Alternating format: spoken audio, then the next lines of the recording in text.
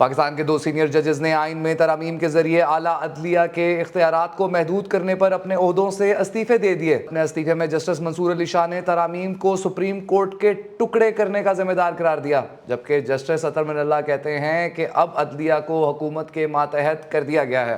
Supreme court کے سب سے senior جج جسٹس منصور علی شاہ نے اپنے استعفے میں لکھا کہ 27ویں ترمیم آئین پاکستان پر ایک سنگین حملہ ہے۔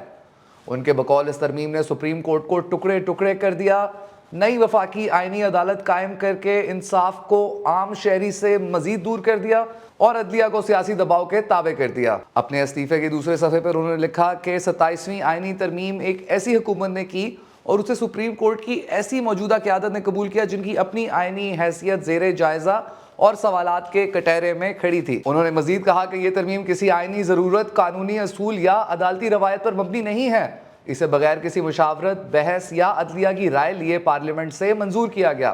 اس کا واحد مقصد حکومت کو یہ اختیار دینا ہے کہ وہ اپنی مرضی اور پسند کے جج چن کر ایک ایسی عدالت بنا سکے جو ان کے تابع ہو، جبکہ سپریم کورٹ کو صرف ایک اپیل عدالت میں بدل کر اس کے تمام آئینی اختیارات ختم کر دیے جائیں۔ جسٹس منصور علی شاہ نے زور دیا کہ نئی عدالت انصاف پر نہیں بلکہ سیاسی تابع داری پر مبنی ہے۔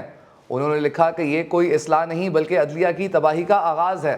انہوں نے کہا کہ وہ اس ادارے کو چھوڑ کر جا رہے ہیں مگر ضمیر مطمئن ہے کہ انہوں نے اپنی آئینی ذمہ داری پوری کی۔ انہوں نے یہ بھی واضح کیا کہ 2024 میں ہونے والی 26ویں آئینی ترمیم عدلیہ کی آزادی کو کمزور کرنے کا پہلا قدم تھا۔ جسٹس اطہر من اللہ نے اپنے استعفے میں لکھا کہ اب عدلیہ حکومت کے ماتحت ہے اور ججز کو خاموشی اور سمجھوتے کے بوجھ تلے رہنا نہیں چاہیے۔ انہوں نے کہا کہ وہ ایسے نظام کا حصہ نہیں رہ سکتے جہاں آئین کی روح دفن ہو چکی ہو۔ ان کے بقول آئین جس کے تحفظ کا انہوں نے حلف اٹھایا اب محفوظ نہیں رہا اور عدلیہ کی آزادی شدید خطرے میں ہے۔ دونوں استعفوں نے نہ صرف سپریم کورٹ بلکہ پورے عدالتی نظام کو ہلا کر رکھ دیا ہے۔ یہ ایک ایسا لمحہ ہے جب عدلیہ کے اندرونی بحران نے عوام اور حکومت کے سامنے اپنی شدت دکھا دی ہے۔